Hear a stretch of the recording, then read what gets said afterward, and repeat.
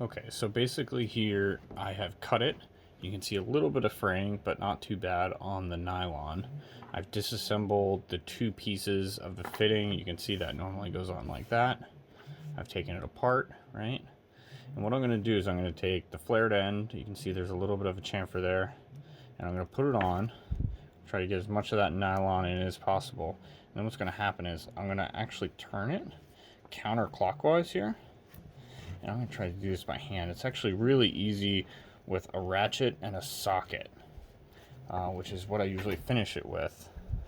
When you push it in and start turning it left, you can see it's just starting to bite now. Like I said, a ratchet and a socket, but you can't really see what I'm doing when I do that. But you can see I'm turning it left now, and it's actually pulling in. So I don't know if you can see on the camera. I'm real close to bottoming out already. But you just keep turning it. Yeah, let's see if I can get a close up in the light.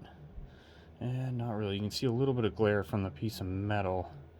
But basically now the hose is bottomed out where the threads stop. And again, it's when you're looking in the end of the hose, you want to turn it counterclockwise. If you look in the end of the fitting, I'm going to actually screw this off by tightening it clockwise. But if you actually look in here, you can see those threads on the inside. And what that is that's the left-hand thread that actually holds the hose on.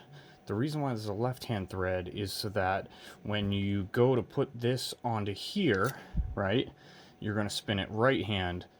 And the hose, then, if this was a right-hand thread here, and this was right-hand thread, the hose would actually back out while you're tightening it here. So by having the two threads opposed to each other, it continues to draw the hose and onto this nipple, so it makes a really nice and tight connection. What you want to do too is right on the non-threaded part here is I always like to put just just a drop of motor oil on there, as well as kind of inside the end of the tube just a little bit. And again, all we're doing is we're just lubricating the hose so it goes over this nipple nicely. So that's about it. Reasonably simple. I didn't grab any tools, but you can see you can do it by hand. That's about it. Let me know if you have any questions.